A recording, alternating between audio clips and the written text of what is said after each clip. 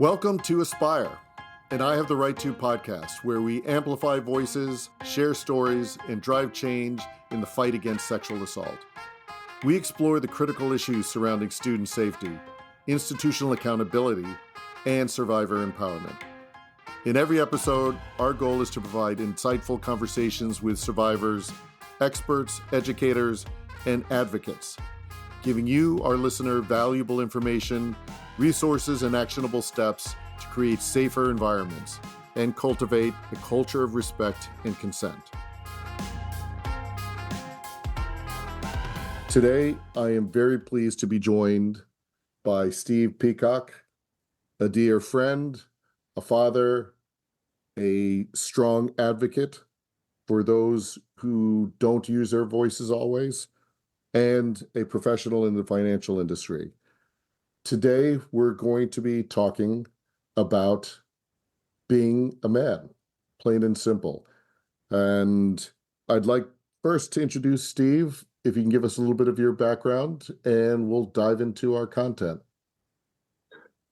Sure. Thanks, Alex. And thanks for everybody for tuning in.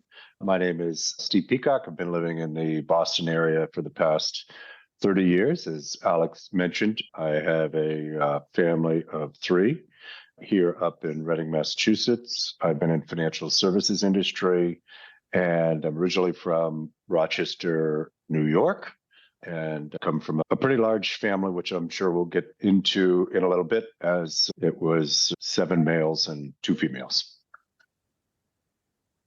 Well, wonderful. Well, I'm going to dive in, Steve, and the first thing I want to talk about is the wonderful ways the universe works. Because, I want to talk about how we first met and crossed paths.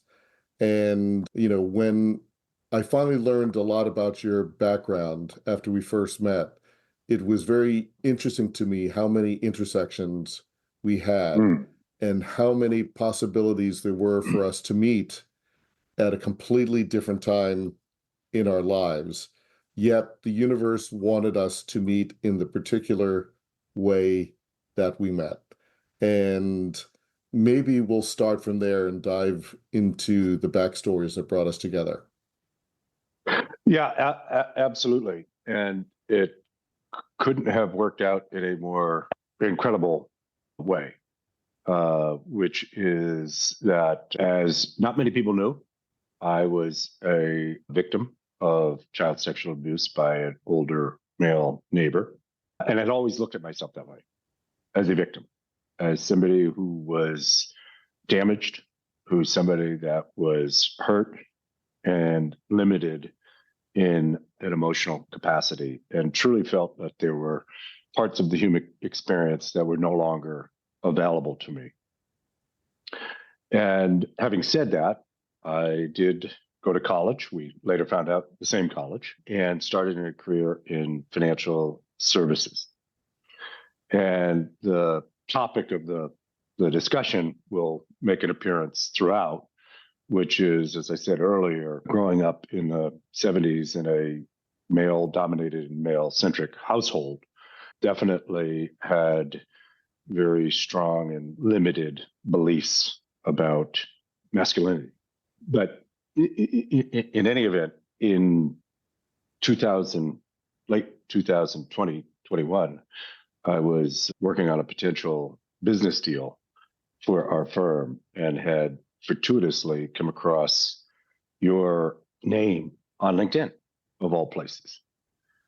And while you weren't the person that I was actually looking for, I paused long enough to see your tagline or description, which wasn't what I would have expected. Global investment management expert, management guru, whatever have you. It was sexual assault survivor advocate. And I was blown away. Just those 4 words, that quick glance, and I was drawn in. So I abandoned my professional search and clicked in, and then saw the interview of you and your amazing daughter, Chessie, on Bloomberg News, talking about when she was sexually assaulted and high school, her reaction and refusal to go quietly, so to speak, and take the path of least resistance for many victims and survivors. And Alex, your personal devotion and commitment to individually and as a family, as they say, turn this tragedy into purpose.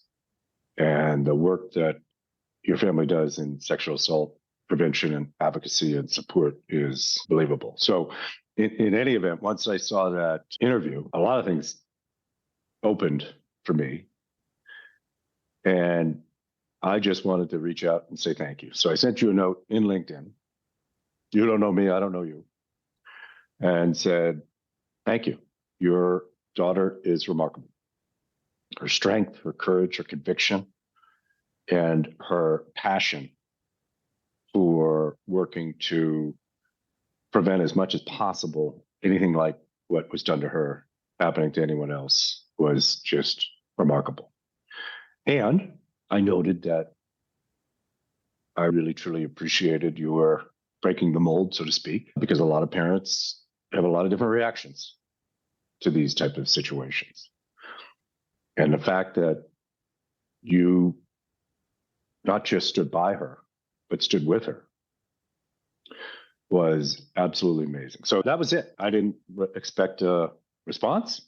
I don't know what I expected, but really it was just to say thank you. Wow, Steve, I'm so floored, even though we've talked about this on the road. And for full disclosure, now Steve and I are dear friends 3 years later, almost to the date. We're less than a month away. Yeah. We've become dear friends. We found so many things that we share in common. And Steve has become an important part of our lives personally, and now also with our org as a board member of I Have the Right To. But it is absolutely terrifying to me, Steve, for someone that's become such an important part of my life and our org's existence, to think that connection hinged upon you serendipitously finding it on LinkedIn and having the courage to pause and to decide to take an active step and take a risk and make yourself vulnerable by writing a note out into the universe. And my reaction now hearing this again is still, I'm kicked in the gut and so humbled and so grateful.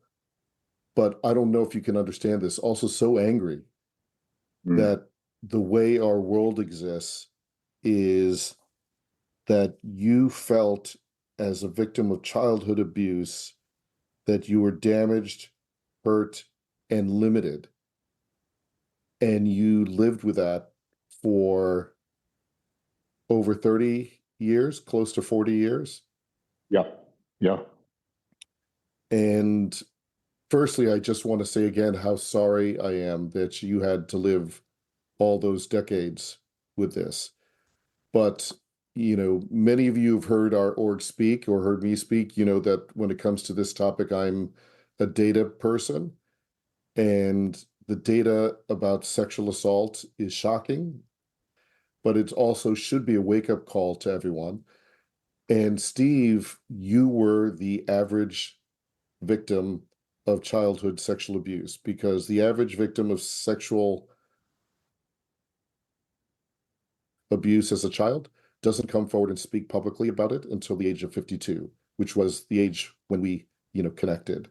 And I am so grateful that you did reach out, because the path of my life has changed, forever, as a result. But there's something else that I'm also sorry that you said that was so impactful. You said parts of human experience were not available to me. And can you go into that a little bit more? I want people to understand the impact of this trauma. Yeah, certainly much more so now than even when we first met. There is not, I think, a single part of me or someone who has been victimized, a part of their lives that isn't impacted. At the foundation, it is, of course, a sex crime. There's no question about that. And then from that, you can see a full range of impact on someone's life with respect to their own body, with respect to intimacy, with respect to human connection. But if I were to kind of zoom back a little, it's also a fundamental destruction of trust. And it's at multiple levels.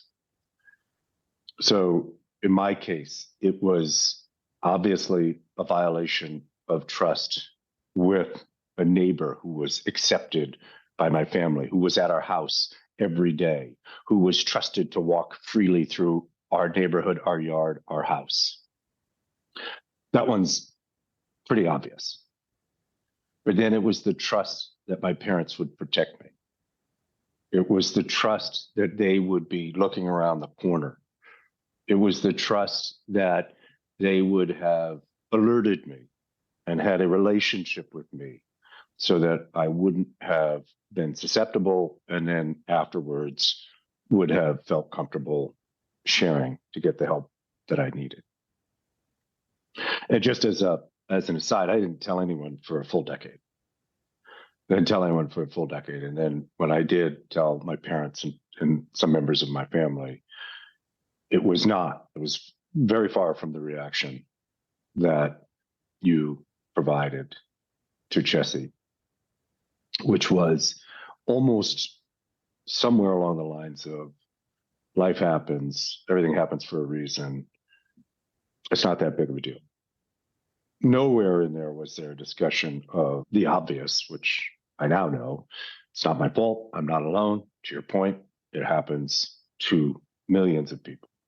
Probably right now, there's more people that have been abused than live in the state of California, our biggest state. So you're talking about whatever it is, 40 million people.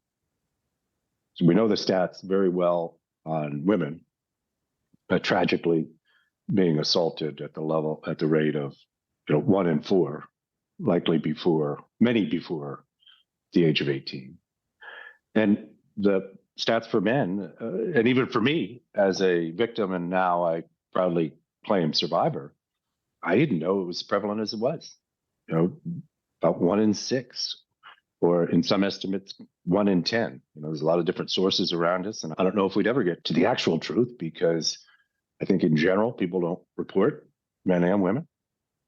Children have a lot of difficulties reporting, and particularly with men, there's a different impact when it comes to being a man and allowing yourself, which I know now is not the case, but certainly carrying a failure and shame associated with it. And then in terms of other impacts, it's really hard to describe other than, one of the light bulbs turned off. So I really felt like that damage, as I said before, just meant that I could have fun, I could work, I could have a family, but I can't have the emotional depth and connection that I knew was out there. Maybe that's the thing that was so hard, knowing that, seeing other people in the world and how they care themselves and other families, that there was something missing. And then, of course, tremendous regret, self-blame, self-loathing. Well, how did I let this happen?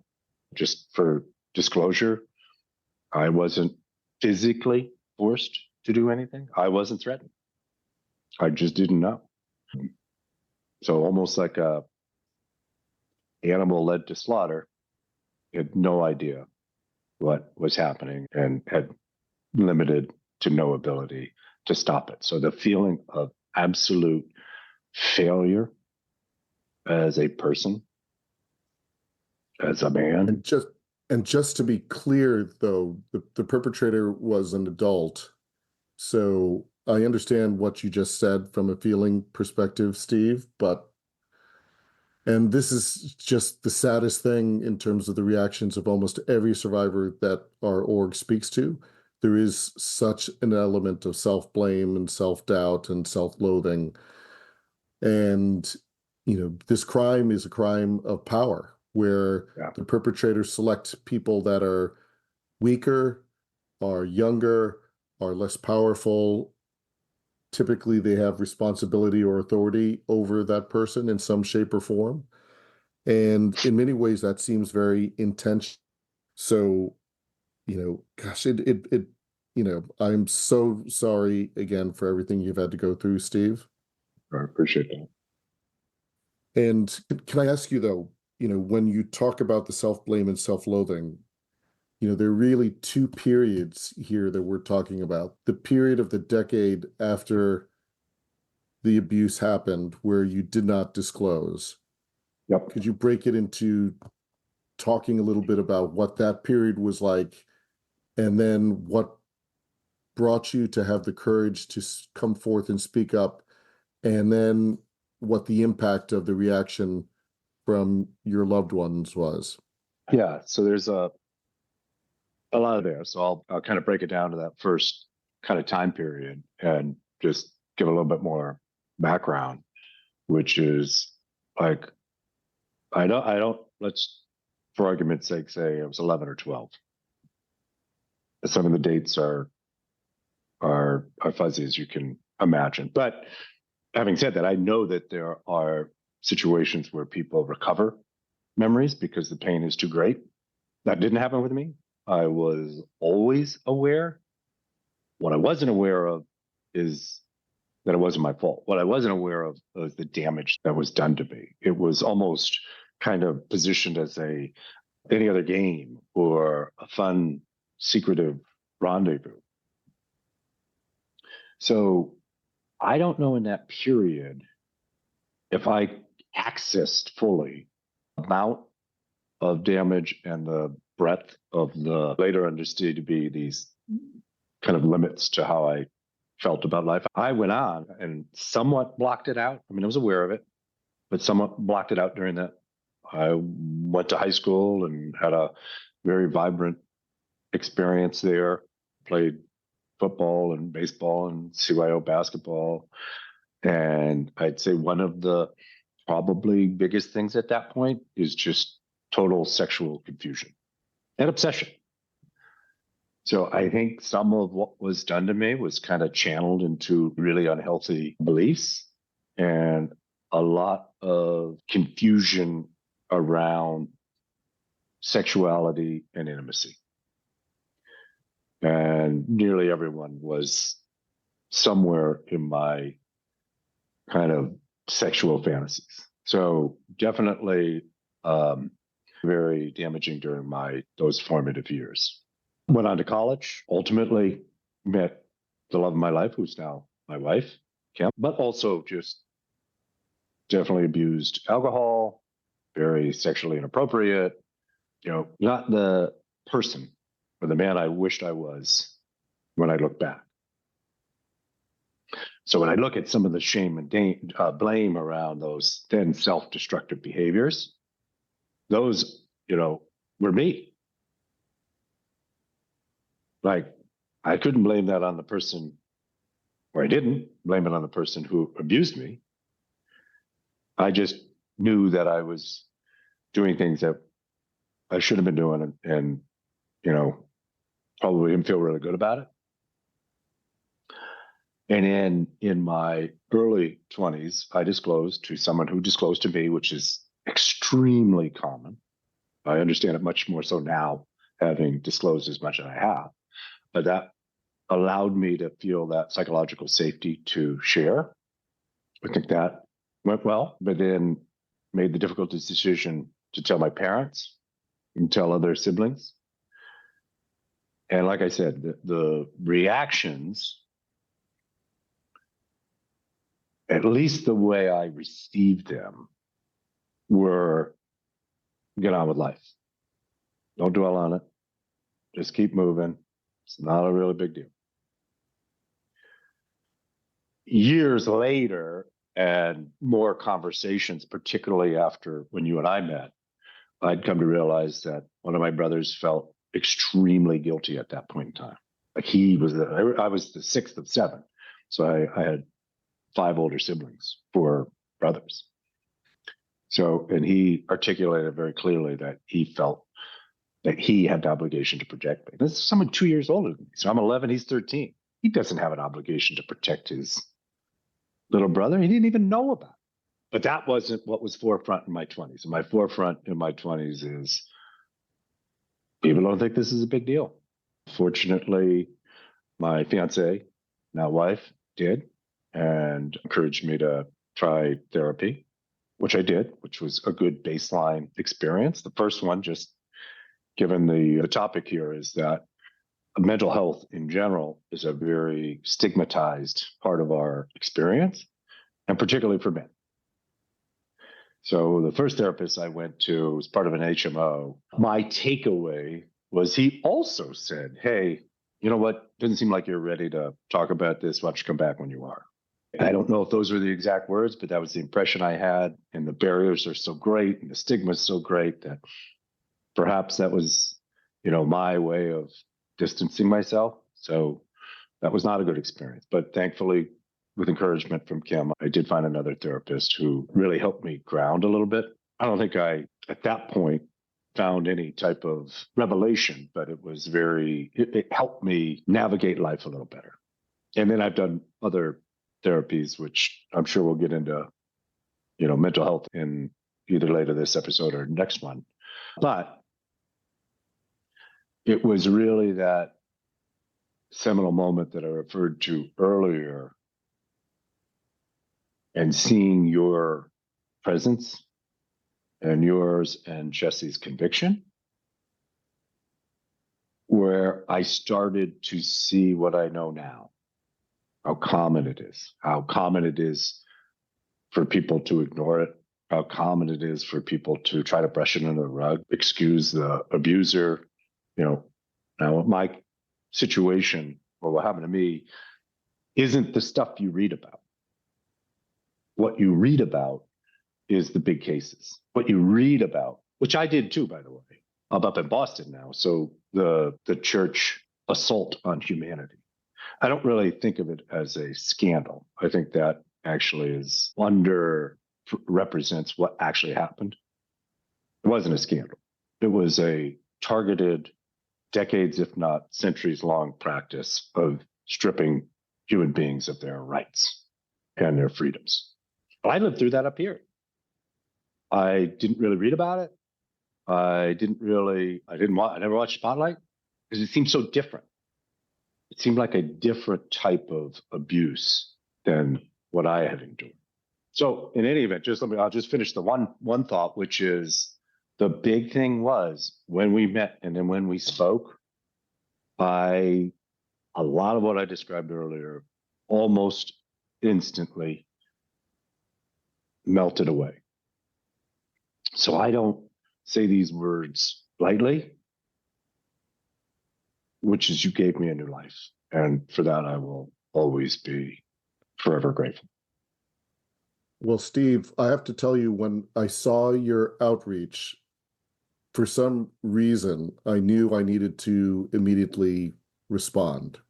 And if you speak to people who know me, and you probably experienced this now, I am notoriously bad at responding to phone calls and texts and emails. But when I saw your note, I felt compelled to immediately reach out and speak, because instinctively I knew this topic, it wasn't just a polite thank you. I knew that this topic had touched you in a way that you needed help. And I wanted to help you because I know the pain that comes with having to deal with this topic, whether it's directly or, indirectly. And now, through what I've learned, and I've had the help of many smart, brilliant, experienced people have been my sort of mentors in this work. one gentleman who is near and dear to me, Don McPherson, uses a line in his presentations: no one ever rises to the occasion. They only default to their preparedness. And when I heard that line, it also made so many things clear to me. And I also instinctively understood this before, and the importance of us doing our work to raise awareness. I think of your brother who felt like a failure for not protecting you, but maybe didn't have the words at the time to Mm-hmm. say anything to you, because these are topics we don't talk about. So Yeah. how can you be prepared to help someone you love and care about in a time of need when we haven't done any of the preparation? And as human beings, we are trained from birth to prepare ourselves for doing well in school, for performing on the sports fields, for doing band or drama. But we don't prepare ourselves as men and how to live in our wholeness, embracing all of the range of emotions. Because if I were thinking like a typical quote unquote man, I would have looked at that text from you and said, ugh, this is just weird for LinkedIn, right? Yeah. I'm not gonna touch that weird topic.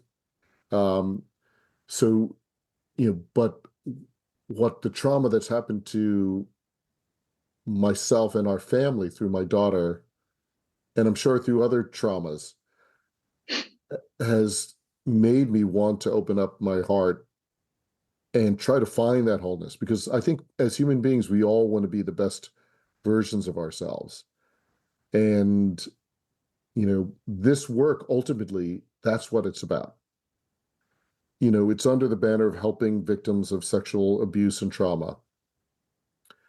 But I think what we want as a society, and this is why I'm not sure why everyone is not rallying to this topic, is as men, we have a lot of work to do to be the best versions of ourselves, because society is layered on so much dust and debris telling us real men don't cry, real men don't show weakness, real men aren't vulnerable, real men, there's a long list of don'ts for real men, right? Mm-hmm.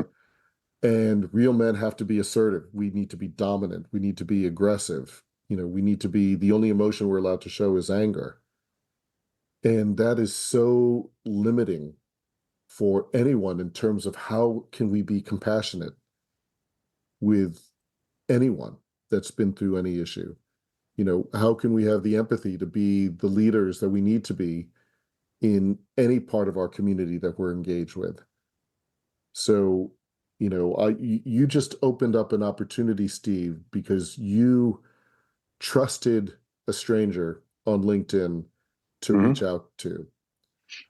And to honor that trust, I knew I needed to respond back.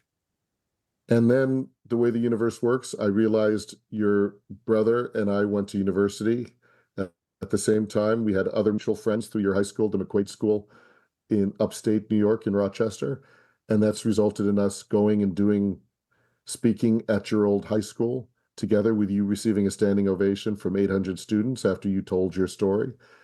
And Steve, I hope you're feeling the embrace of love and support that you deserve.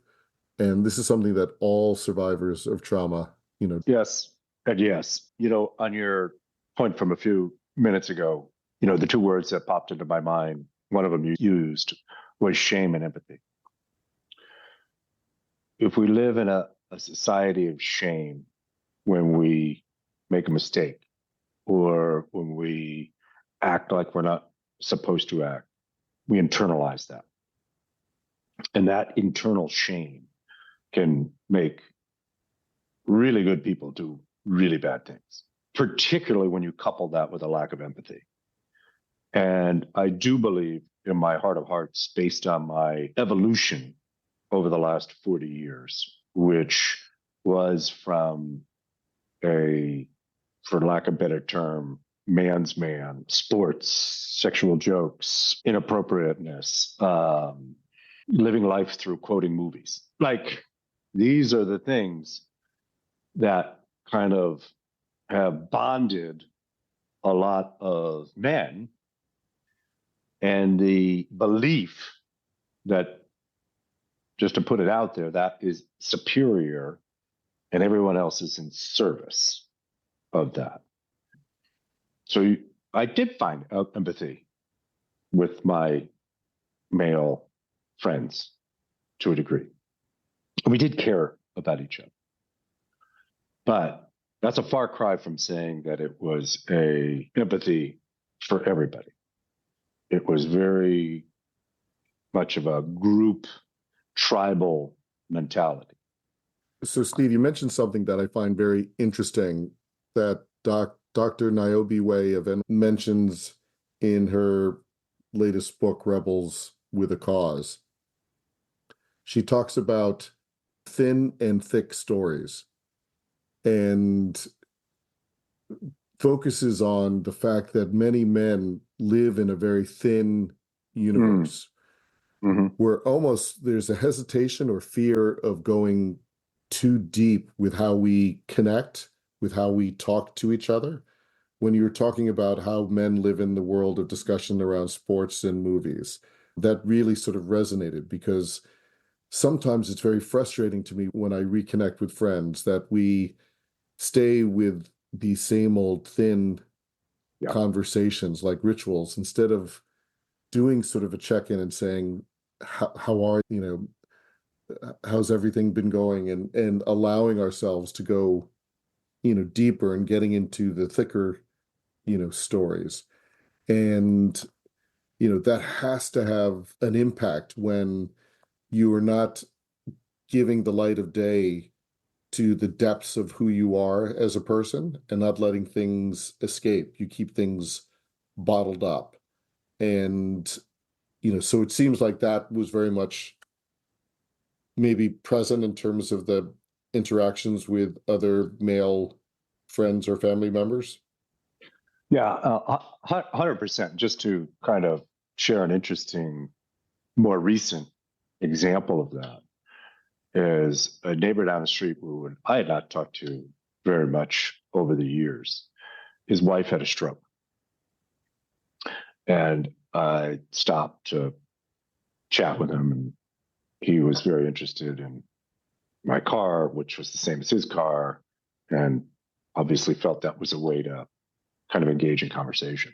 So when he was explaining to me the physical experience that his wife had, he was translating it through the analogy of a car engine, which didn't really help me much because I don't know anything about cars. But if you step back, like, that was his language, it wasn't about a heart, it was about an engine.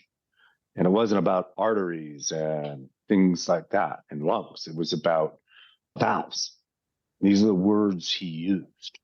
So I think, to me, it kind of illustrated that exact point, that we are taught and then we perpetuate conversations in a very non-personalized way, so that human beings, if they're women, they're just sexual objects. It's all about body parts. It's all about pleasure and gratification. And to be clear, the man's pleasure and gratification. If you're talking to other men, it's through quotes from Seinfeld or Cheers.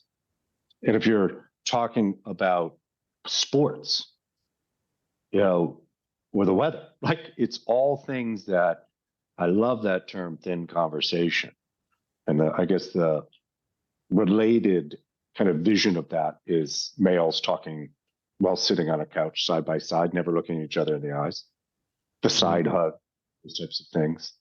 So absolutely, I very much identify with that, and do feel that that was connected to a longing or a need that was never really met for me from birth, that I do believe exposed me to what was done to me. So, Steve, if we believe the data and statistics that are out there, 1 in 6 men will have experienced some form of sexual abuse. Yeah. What messages can you deliver to other men? Because that means in our audience, there are going to be many men who've been through experiences similar to yours, and the fact that they've had to live with this in silence for so many decades, and looking at ever acknowledging what happened to them as something to fear and to stay away from at all possible costs. Now that you're on the other side of that, what insights or advice or words of wisdom could you give to other people that are in the similar situation? Yeah. First of all, Alex, I start with where you started with me and where you and Susan started with Jesse. So for whoever this has been happened to or done to, let me be precise, whoever this has been done to, whether it's part of a institutional body like the Boy Scouts or the church or workplace, or whether it was by a neighbor, or whether it was by someone, which is much, much less likely, someone unknown to the victim. I think it's something like upwards of 90% of these types of crimes are committed by people who know their victim, and the victim knows them. So I guess there's two things I'm saying. One is, it's not your fault. You're certainly not alone. And there is honestly a pot of gold at the end of the rainbow. And I do want to go back to that second point was, if you're sitting there thinking, it couldn't have happened. I've blocked it out. I am misremembering. It's not that big of a deal because it was a family member. It is extremely common that is a family member. And let's be abundantly clear when we have these conversations. The overwhelming majority is a male family member. So, the idea that one did anything wrong by being victimized by a family member, a parent, a grandparent, that is absolutely nothing to be ashamed of. We treat the victims, we treat the survivors with some sort of disdain for being involved. I mean, it's remarkable. Like, that blows your mind. You use the example all the time that if I was run over by a drunk driver, nobody would look at me as I have any blame, even if I was outside the crosswalk. Like, whatever it is, I would get tons of sympathy, lasagna, dinners, caring. They'd see my physical wound. They could point to somebody who did this. That is the narrative we need to change. If you make the decision to violate somebody's body, I'm not even talking about other forms of emotional abuse, bullying, which obviously are a huge problem. When you decide to sexually assault somebody, you and you alone have responsibility for that. You and you alone have something to atone for. You and you alone have the ability to make up for that. There is no onus on a survivor or a victim, regardless of what they did or how it happened. Let me be abundantly clear on this last point. I literally would walk to my house alone, from my house alone, to this person's house.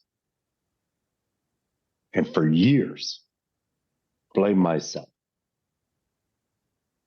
It's not my fault. You helped me see that. And what drives my passion, my involvement, my undying breath on this is that I didn't learn, to your point, until I was 52, what life is supposed to be. Now, I'm not saying I didn't experience a lot of great things and joy. I did. But I didn't learn until 52 that that something that was done to me wasn't my fault. Changed everything. And if we could take that message to a 30-year-old, to a 20-year-old, to an 18-year-old, to a 12-year-old, the freedom, the lack of pain, the recovery for all of those victims and survivors will be so much better for them. And just, broaden it out to society. You take that pain out of the system, you take a lot of hurt out of the system. Wow, Steve, you've got me so fired up right now. And also I'm shaking with a little bit of fear to say, what if, looking back in the mirror, what if I had behaved more like the quote unquote normal person when my daughter disclosed to us? And we tried to follow the advice of what everyone was telling us. Don't you guys just want to move on? Why are you making such a big deal out of this? And again, I am so grateful for my daughter, or all three of my daughters, how their voices have lifted me up, have made me a better man, made me look in the mirror and reflect on who do I want to be. I've got these brave, courageous young people who are setting an example, and it would be shameful for me not to learn from this and grow. And I think this, at the end of the day, Steve, we need to all be open to grow every day, because we have limited ourselves in our life experiences in one way or the other all the time. And if we can be open to growth and not listen to the people who are telling us, no, you can't do that, you can't do this, we can make this world a better place. And I want to end today's podcast and let everyone know, Steve, you opened up an interesting topic on mental health and the impact of this topic. We will do another podcast on mental health. But first, I want to deliver a message to anyone listening out there who's been impacted by this. There is a superpower that you possess, and it is your voice. I've seen this through my daughters. Your voice is your superpower. Find a trusted loved one to speak up to. I want every survivor out there to know that you're not alone. We hear you, we believe you, and we support you. And if you're sitting there feeling alone, please reach out to I Have the Right To. Our website is ihavetherightto.org. We speak to survivors every single day, and we believe every survivor deserves belief, love, and support. And we speak out there to raise awareness on this topic so no one faces, Steve, what you face with your family's reaction. And that reaction wasn't driven because they don't love you, they don't care about you, but they were not equipped to handle a thick story like that, because we live in this thin world, and we need to all begin to learn about these topics and equip ourselves to handle when we see someone who's in need. Because as you highlighted, it can make a tremendous difference.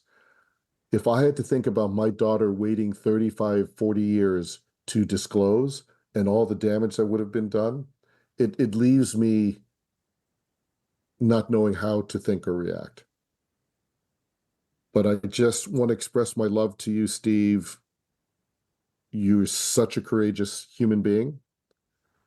To see you take this helm is an example for all of us. And I'm so grateful that our paths crossed, and I'm so grateful to call you a friend. Thank you, Alex. And I do want to make one final point on where a good deal of that strength comes from. Is from Jesse.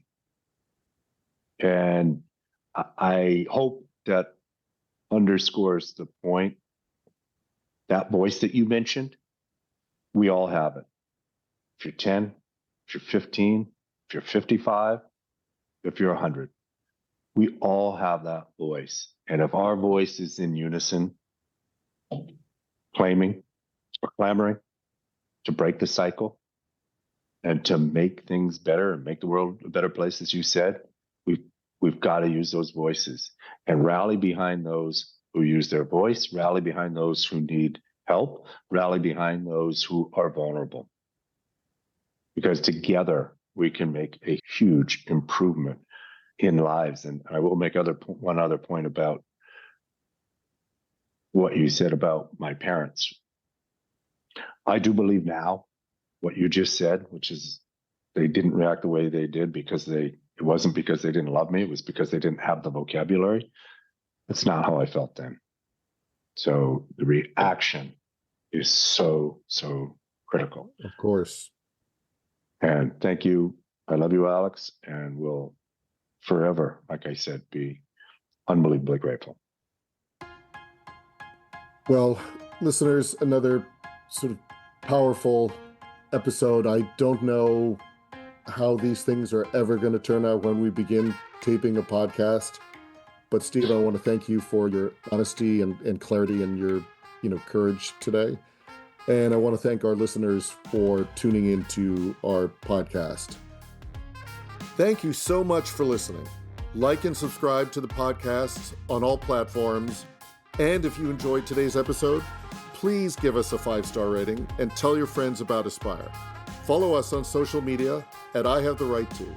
Learn more about our student and executive programming at our website at ihavetherightto.org.